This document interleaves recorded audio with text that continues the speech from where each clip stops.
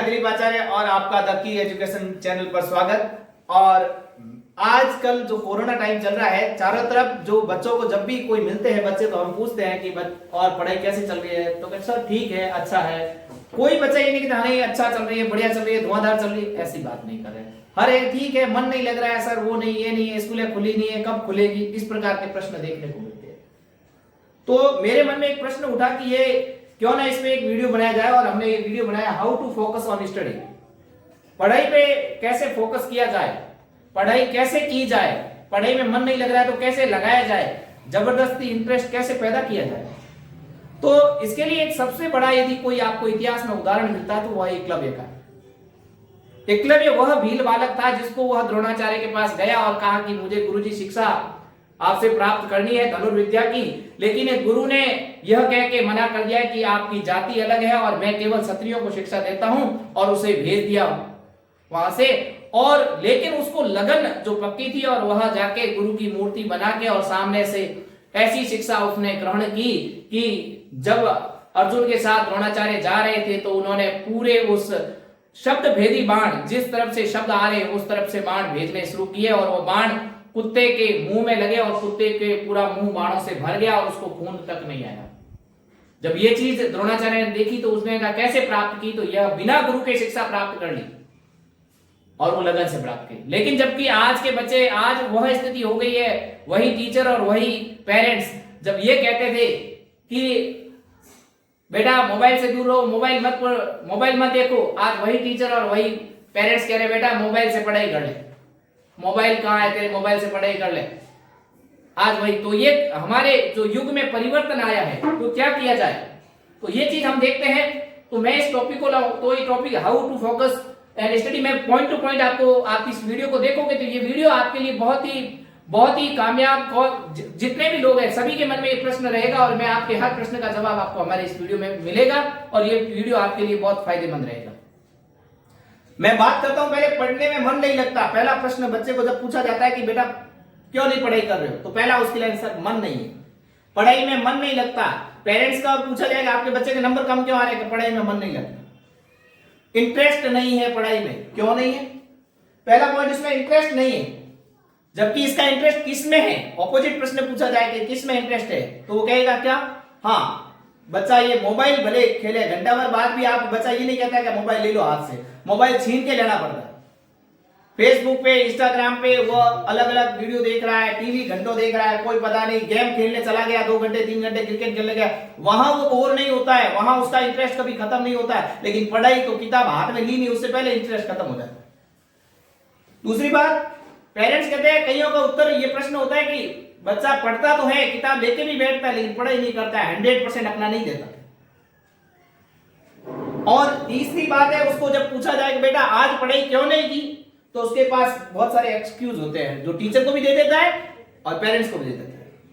Sir आज घर पे मेहमान आ गए थे, आज तबीयत ठीक नहीं थी, आज वो मेरे को किताब मिली नहीं, उसने मेरे को कॉपी दी नहीं, तरह तरह के बहाने बनाकर, और वह अपना बहाना खड़ा करके और अपनी पढ़ाई से अपना जी चुरा लेता है। ये चीज हमको देखने को मिलती है। हमको इनसे कैसे पीछा छुड़ाना है और कैसे चलना है, उसके बारे में हम बात करें। पहले किसी बच्चे के मन में यही प्रश्न आता है, क्यों पढ़े। आस्क टू योरसेल्फ, अपने आप से प्रश्न करें कि हम पढ़े तो पढ़े क्यों। सारी दुनिया पढ़ रही है, सारे लोग, पेरेंट्स अपने बच्चों को सुबह तैयार करके स्कूल भेज देते हैं, तो हमको भी भेजा इसलिए हम आए हैं, बाकी पढ़ना क्यों है यह बच्चे को खुद को ही नहीं पता। पहला पॉइंट इसमें लेते हैं, not interest in all subject. अधिकांश बच्चों को तो पूछो बेटा कौन सा सब्जेक्ट अच्छा लगता है, तो वो तो कुछ अधिकांश बच्चे ये कहेंगे साहब हमको तो 6 के 6 सब्जेक्ट अच्छे नहीं लगते, कोई अच्छा लगता ही नहीं है, हमको तो मोबाइल दे दो, गेम खेलने को दे दो, घूमने को भेज दो, अच्छा लगता है, पढ़ाई नाम अच्छी नहीं लगती। कुछ बच्चे कहेंगे नहीं सर 2 सब्जेक्ट अच्छे लगता है, कोई क्या साइंस अच्छा लगता है, कोई क्या मैथ्स अच्छा लगता है, कोई क्या इंग्लिश, हर एक आदमी 1 या 2 सब्जेक्ट का, लेकिन बाकी 3। ऐसे बच्चे बहुत कम मिलेंगे, और शायद न के बराबर मिलेंगे जो कहेगा 6 के 6 सब्जेक्ट अच्छे लगते हैं। तो ये सबसे बड़ी बात है, हमारा इंटरेस्ट जब तक नहीं होगा तो हमारे पास रिजल्ट नहीं होगा। नेक्स्ट, गोल फिक्स नहीं है आपका। गोल बच्चे का जो लक्ष्य है, मुझे क्या करना है, क्या बनना है, कहां जाना है, हम उस रास्ते पे चल पड़े हैं जिसका हमारे को लक्ष्य पता नहीं। हम ठीक है ऐसी गाड़ी में बैठ गई है जिसका स्टेशन पता नहीं है वो कहां पहुंचेगी, और हम पढ़ रहे हैं, आगे देखेगा, ये तो 10th के बाद देखेगा कौन सा लक्ष्य तय करेगा। इस प्रकार से हमारा कोई गोल फिक्स नहीं है। लेकिन किसी बच्चों से यदि पूछ लिया जाए क्लास में कि बेटा क्या करना है, तो एक कोई बच्चा ऐसा होगा जो कहेगा मुझे पूरी स्कूल में टॉप आना है, पूरे जिले में टॉप आना है। ऐसी बात करने वाला कोई गिना चुना बच्चा होगा। कुछ बच्चे तो हर क्लास में मिलेंगे जो मेरे को क्लास में फर्स्ट आना, तो कुछ बच्चे ये कहेंगे नहीं सर पास हो जाना, कितने नंबर आ जाए, कितने नंबर आप मोस्ट बता दो पास हो जाएंगे।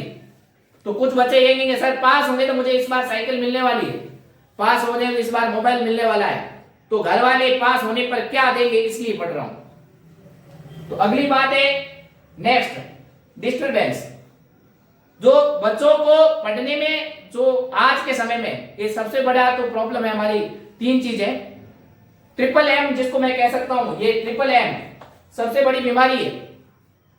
पहला एम मनी, बच्चे के हाथ में मनी दे दी, बच्चे को मनी की जरूरत कहां है, बच्चे को जो चीज चाहिए ला के दे दो, उसके हाथ में मनी देना मतलब उसको गलत रास्ते पे ले जाना। दूसरा मोबाइल, जहां उसको आवश्यकता नहीं है मोबाइल ना दे, मोबाइल बात करने के लिए जरूरी है तो उसको दे दो, स्विच वाला फोन का ले ले, लेकिन एंड्रॉइड फोन का वो क्या कर रहा है। नेक्स्ट एम मोटरसाइकिल, जो उसको घूमने के दिए वो कहां से कहां घूम के कहां किन से मिलके आ रहा है आपको पता नहीं। तो ये ट्रिपल एम जो बीमारी के सबसे बड़े कारण है, मनी, मोटरसाइकिल और मोबाइल। उसके बाद में ये डिस्टर्बेंस कहां से हो रहा है, अधिकांश डिस्टर्बेंस ऐसे भी है जो पेरेंट्स खुद डिस्टर्ब कर रहे हैं बच्चे को। वो कैसे कर रहे हैं कि कुछ पेरेंट्स को बच्चे के पीछे लगे रहते हैं, बस पड़ोसी का बच्चा पढ़ रहा है, इतने परसेंट लाया, तू क्यों नहीं लाया, पढ़ पढ़ पढ़। वो बच्चा तंग आ जाता है, झुंझला जाता है, उनकी बातों से रोज सुन सुन के परेशान हो जाता है। ऐसे कब तक चलेगा।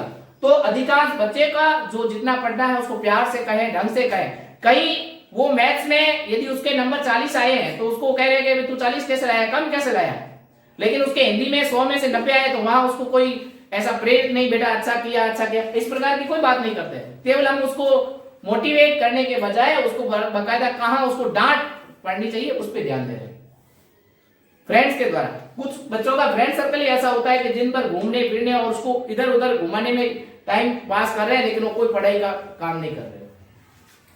कुछ परिवारों का पारिवारिक वातावरण खुद ही ऐसा होता है कि पति पत्नी जो माता पिता झगड़ रहे हैं, परिवार में झगड़ा हो रहा है, या बच्चा बिजनेस में टाइम दे रहा है, तो ऐसी स्थिति में वो बच्चा पढ़ाई से बिल्कुल क्या हो जाता है, धीरे धीरे कट जाता है। दुकान में उसको पैसे का लालच आ जाता है तो वो पढ़ाई से बच्चा कट जाता है। तो इस प्रकार का उसको डिस्टर्बेंस भी बच्चे को पढ़ाई नहीं करने देता।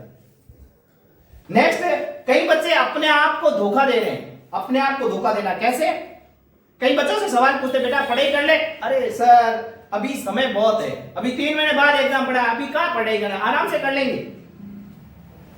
लेकिन वास्तव में यदि कहो 3 महीने होते कितने हैं, 90 दिन। 90 दिन में यदि आपके पास 6 सब्जेक्ट है और 6 सब्जेक्ट में प्रत्येक सब्जेक्ट में यदि 15 लेसन है तो 15 का 6 से यदि मल्टीप्लाई करो तो 90 हो जाएंगे। मतलब एक दिन में एक लेसन आएगा और वो आप नहीं कर सकते। यदि टाइमिंग सेट करें तो हमें लगेगा एक दिन में एक पूरा लेसन करना, जो हम आप नहीं कर सकते, और इसलिए हमारे लिए बहुत मुश्किल हो जाएगी। हम वो नहीं सोचते, हमको अंदर से पता है, लेकिन अगले को संतुष्ट करने के लिए, हम अपने आप को संतुष्ट करने के लिए एक यही बात कह देते हैं कि अभी टाइम बहुत है। दूसरी बात है, एग्जाम के 3 महीने पड़े, बेटा हिंदी पढ़ ले, इंग्लिश पढ़ ले, वो पढ़ ले, ये सरल है वो सरल है, ये तो याद है वो याद है। और जब एग्जाम होता है और पेपर में जब प्रश्न आते हैं तब कह रहे मुझे तो कुछ याद नहीं, ये आया कहां से ये नहीं पता। चलो आगे चलते हैं। अब आपको लगेगा सर आपने ये तो बातें की, ये तो हमको सब पता है, लेकिन आप जो बात कह रहे थे कि पढ़ाई करेगा कैसे, आपको वो बात समझानी है। तो वो बात मैं समझाता हूं, पढ़ाई में इंटरेस्ट कैसे लाए, पढ़ाई में इंटरेस्ट पैदा कैसे होगा। तो सबसे जो बहुत महत्वपूर्ण बात है, एक एक पॉइंट को नोट कर ले और उस पर चलने की कोशिश करें। मैं आपको 100% कह सकता हूं कि बच्चा पढ़ाई की पूरी पटरी पर आ जाएगा। तो पहले डिजायर को फ्यूचर से लिंक करें। डिजायर मींस इच्छा, आप क्या बनना चाहते हो, आप दुनिया में आपका जन्म हुआ है, आप आए हो, आप जीवन में क्या बनना चाहते हो, किसके जैसा बनना चाहते हो। आप विवेकानंद जैसा बनना चाहते हो, महापुरुष बनना चाहते हो, आप एक अच्छे डॉक्टर बनना चाहते हो, एक इंजीनियर बनना चाहते हो, एक अच्छे वकील बनना चाहते हो, क्या बनना चाहते हो। आपका कुछ मोटो होगा, कोई लक्ष्य होगा, तो अपना एक लक्ष्य तय करें और मुझे क्या बनना चाहिए, यह चीज आपके अंदर यदि होगी तो आप उस लक्ष्य पे चल पड़ोगे, और अभी से चल पड़ो जब आप उस लक्ष्य तक पहुंच पाओगे। कई बच्चों के पास कोई मोटो नहीं होता, लक्ष्य नहीं होता, इसलिए उनका कोई विशेष व्यवहार नहीं होता उसके प्रति। तो आप अपने विजन को जब तैयार करोगे तो उस पर चल पड़ोगे और धीरे धीरे अपने लक्ष्य की ओर बढ़ोगे। नेक्स्ट है विजन बोर्ड बनाएं।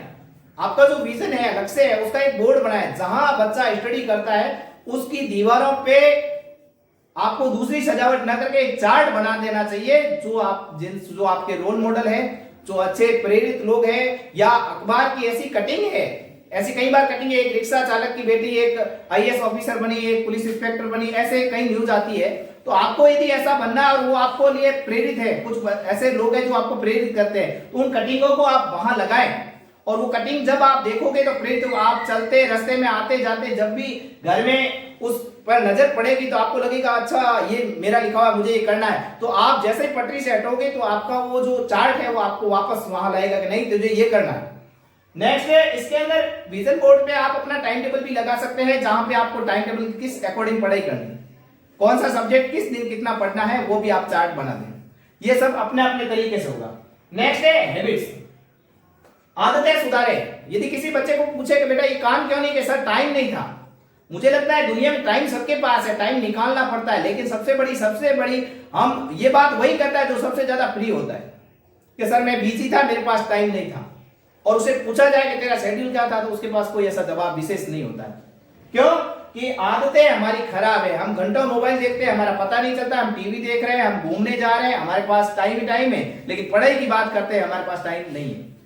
तो हम एक सोचो कि हमने जीवन में जो आपने आदतें अपनाई है उससे क्या लाभ मिलने वाला है, लाभ मिल रहा है। कि स्मोकिंग कर रहे हैं तो स्मोकिंग से क्या लाभ है, यदि आप मोबाइल आपने सुबह से शाम तक मिला क्या आपको देखने से, यदि लाभ नहीं मिला, न तो आपके अकाउंट में पैसे आए, न आपके शरीर में ब्लड बढ़ा है, तो आपको ऐसा क्या करना है जिसके कारण आपको उस आदतों पे चलते जाना है। तो अपनी हैबिट को कम करें, अपनी आदतों को कम करें। आप 4 घंटा घूमने वाले 1 घंटे पे आए, मैं ये नहीं कह रहा हूं पूरी आदतें बंद कर लें, लेकिन धीरे धीरे अपनी जो जिन आदतों से कोई विशेष फायदा नहीं मिलने वाला है उसको धीरे धीरे आप क्या करें, कम करें, अपनी हैबिट्स को सुधारें और अपना जो टाइम ज्यादा से ज्यादा अपने फ्यूचर के लिए, अपने गोल के लिए दें। नेक्स्ट एक बात बता रहा हूं कि सर पढ़ाई शुरू तो होती है, किताब हाथ में लेते हैं, थोड़ी देर बाद में छोड़ देते हैं। तो मैं आपको बताता हूं 2 मिनट थ्योरी, कुछ वैज्ञानिकों ने बताई 2 मिनट थ्योरी है। आप जैसे पढ़ाई, आज आपने सोचा पढ़ाई कर लो, तो मैं कह रहा हूं 2 मिनट के लिए आप पढ़े। किसी ने आपको कहा सर आपको सुबह सुबह आपको अपने स्वास्थ्य को सही रखना है, वॉकिंग करना चाहिए, तो कोई कहता है मेरे से तो सुबह सुबह नहीं उठा जाता, तो उसको हम कहते हैं कि नहीं आप ऐसे करो 2 मिनट्स, आप अपने जूते पहनो और घर से बाहर निकलो और अपनी गली का चक्कर लगा के वापस आओ। हाँ इतना तो मैं कर लूंगा। इतना यदि वो कर लेगा तो अगले दिन वो जैसे इतना जाएगा, फिर उसको 2 दिन 3 दिन वो 2 मिनट उठ के और एक गली का चक्कर लगा के आएगा, फिर वो सोचेगा इतना जा सकता हूं तो थोड़ा और भी जा सकता हूं, फिर वो आगे बढ़ने की कोशिश करेगा। तो आपको क्या करना चाहिए, 2 मिनट थ्योरी, मैं कह रहा हूं 2 मिनट के लिए पढ़ें, 2 मिनट के लिए, लेकिन 2 मिनट आप ईमानदारी होनी चाहिए। 2 मिनट जो आप एक पेज खोल रहे हो पूरा ईमानदारी से अच्छे से पढ़ लें।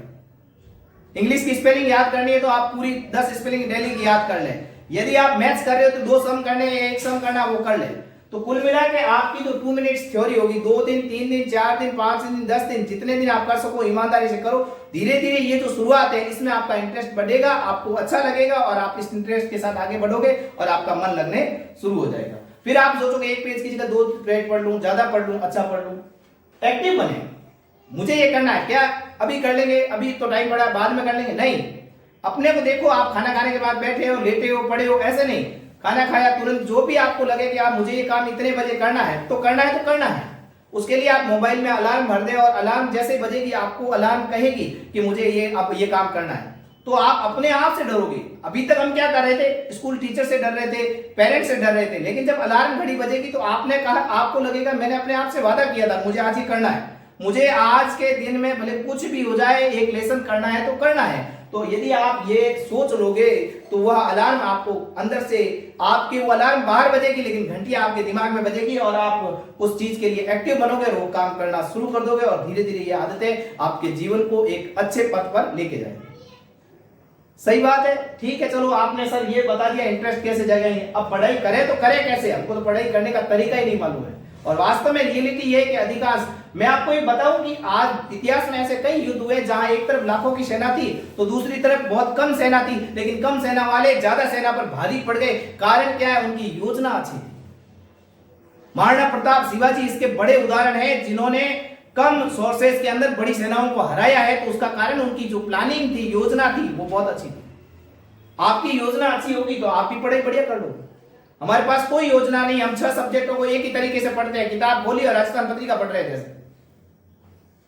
लेकिन सबसे पहले कंसंट्रेशन, एकाग्रता होनी चाहिए। आपने देखा होगा घोड़े को जब जाते हैं तो घोड़े के मुंह पे ऐसा लगाते हैं, दोनों तरफ जो एक तरफ ऐसे पर्दे लगे हुए, तो वो इधर उधर नहीं देखता, सीधा चलता है। क्यों लगाते हैं? एकाग्रता के लिए। तो कंसंट्रेशन जरूरी है। पुराने समय में जो गुरुकुलों में जाते थे, 5 बजे बच्चे उठते थे, मेडिटेशन करते थे, लेकिन आज के जमाने में ये नहीं है। सुबह उठते ही मोबाइल देखते हैं, कितना कौन सा स्टेटस किसने लगाया, क्या लगाया, हमारा ध्यान तो सुबह उठते ही भंग हो जाता है। तो हम एकाग्रता करने के लिए क्या जरूरी है? बच्चों को नहीं, बड़ों को भी जरूरत है, क्योंकि हम दुनिया भर की टेंशन लेके और आपस में माइंड को बिल्कुल खराब करके रखते हैं। तो हमारे को मेडिटेशन करना चाहिए, कम टाइम के लिए लेकिन करो। मेडिटेशन करना बहुत जरूरी है। उसके लिए बच्चे को आप मेडिटेशन करने के लिए कहें, इसके लिए और भी कई तरीके हैं। उसको ध्यान योग स्थिति में बैठकर और योगा करें, ध्यान लगाए। गायत्री मंत्र का 5 बार उच्चारण। गायत्री मंत्र एक चमत्कारी मंत्र है, क्योंकि गायत्री मंत्र जो बना है, वेदों में सबसे बड़ा वेद है ऋग्वेद, और ऋग्वेद के जो अध्याय के 24 पाठ है, उन 24 पाठ का पहला अक्षर लेके सबको मिला के वो गायत्री मंत्र बना है। यदि उस गायत्री मंत्र का उच्चारण किया जाता है तो एक वेद का उच्चारण होता है। यदि आप पढ़ाई से पहले 2 गायत्री मंत्र, 2 या 3 मंत्र बोल देते हैं और पढ़ाई के बाद 2-3 मंत्र बोल देते हैं, तो आपने जो पढ़ा है वो आपकी स्मरण शक्ति, आपकी मेमोरी में बिल्कुल लॉक हो जाएगी, आपको याद रहेगा। ये मेरा खुद का एक्सपीरियंस है। उसके बाद ओंकार ध्वनि यदि बच्चे को आती है, तो यदि आप पढ़ाई से आपने 2 घंटे 1.5 घंटे पढ़ाई कर ली और पढ़ाई के बाद भी आपकी इच्छा है लेकिन आपका दिमाग आपका काम नहीं कर रहा है, तो आप क्या करोगे? नीचे जमीन पर बैठ जाए और ध्यान योग स्थिति लगा के ओंकार ध्वनि 3 बार बोले। आपका दिमाग वैसे ही ठंडा हो जाएगा, बिल्कुल अच्छा हो जाएगा और आपका पढ़ने में वापस मन लगने लग जाएगा। तो आप, दूसरी बात है, बच्चों में ये आदत डालें कि आपका जहां पे भी पूजा स्थल हो, आप किसी भी धर्म से रिलेटेड हो, आप किसी भी देवता को पूजते हो, उससे कोई फर्क नहीं पड़ता। आप पॉजिटिव एनर्जी यदि आपको चाहिए तो आपको बच्चे को आदत डालेगा, आप मंदिर में पूजा पाठ भले ज्यादा नहीं करे, दीपक जला के थोड़ी देर बैठ जाए सामने, तो उससे उसको पॉजिटिविटी आएगी और वह बच्चा सकारात्मक रूप से पढ़ाई करने की ओर बढ़ेगा। दूसरी बात, एकांत में पढ़ाई करें। कई बच्चों को देखा है सोफे पर बैठे हैं, टेढ़े लेटे हुए और पढ़ाई कर रहे हैं। हम पढ़ाई हो रही है सर, कोई पलंग पे लेट कर कह रहा है कि सर पढ़ाई हो रही है हमारी, कोई टीवी चला के सामने बैठकर कोई कानों में म्यूजिक लगा कर कह रहा है कि मुझे पढ़ाई हो रही है। ये कौन से पढ़ाई के तरीके भाई? आपने कौन से ये तरीके इख्तियार कर दिए? पढ़ाई आपको करनी है तो टेबल कुर्सी लगानी पड़ेगी, आपको अपने शरीर को कष्ट देना पड़ेगा। क्यों? क्योंकि एक जो विद्यार्थी है, स्टूडेंट के लिए एक संस्कृत में दोहा कहा गया है, काक चेष्टा बको ध्यानम स्वान निद्रा तथैव च अल्पाहारी गृह त्यागी विद्यार्थी पंच लक्षण। मतलब काक जैसी चेष्टा होनी चाहिए, इच्छा जो कौवा जैसे, कैसे एक रोटी का टुकड़े की तरफ उसकी बिल्कुल नजर होती है, आपकी नजर बिल्कुल वैसी होनी चाहिए, इच्छा ऐसी होनी चाहिए, और बगुले के जैसा ध्यान होना चाहिए। बगुला एक आंख बंद करके भक्त की तरह खड़ा रहता है, लेकिन जैसे मछली आती है तुरंत ले लेता है। उसी प्रकार श्वान निद्रा, कुत्ता जैसे सोया हुआ होता है। स्टूडेंट की नींद कैसी? कुत्ते के जैसी होनी चाहिए, कुत्ते के पास पैर की जैसे चाप बजती है वो आंखें खोल देता है, और वैसा होना चाहिए। अल्पाहारी, और स्टूडेंट कम खाने वाला होना चाहिए, ताकि, और ज्यादा खा जाओगे तो खाना भोजन करके पेट भर के सो जाओगे। और गृह त्यागी, बच्चे को घर भी त्यागना पड़ता है, बड़ी आप स्टडी करोगे तो घर छोड़ के बाहर भी जाना पड़ेगा। ये विद्यार्थी के 5 लक्षण होते हैं। तो इन 5 लक्षणों को, क्यों कि आपके अंदर आलस है, तो संस्कृत में दूसरा भी एक दोहा है, अलस्य कुतो विद्या अविद्यस्य कुतो धनम अधनस्य कुतो मित्रम अमित्रस्य कुतो सुखम। आलस्य व्यक्ति को विद्या नहीं है, विद्या जिसके पास नहीं उसके पास धन नहीं, और धन नहीं उसके पास मित्र नहीं। तो कुल मिला के आप आगे लाइफ में पूरे फेल हो जाते हो, इसलिए आपको आलस को तो त्यागना पड़ेगा। नेक्स्ट है ब्रह्म मुहूर्त में पढ़ाई करें।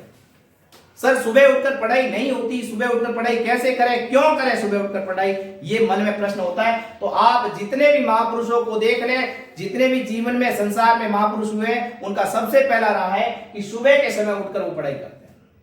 और इसके फायदे भी देख लो, दिन को आप 4 घंटे पढ़ाई कर लो और सुबह 1 घंटा पढ़ाई कर लो, वो आपकी 1 घंटे की पढ़ाई इफेक्टिव होती है। क्यों होती है वो भी मैं कारण बता देता हूं। क्योंकि आप रात को 7-8 घंटे नींद लेकर जब उठते हो तो आपका माइंड बिल्कुल ठंडा और फ्रेश होता है।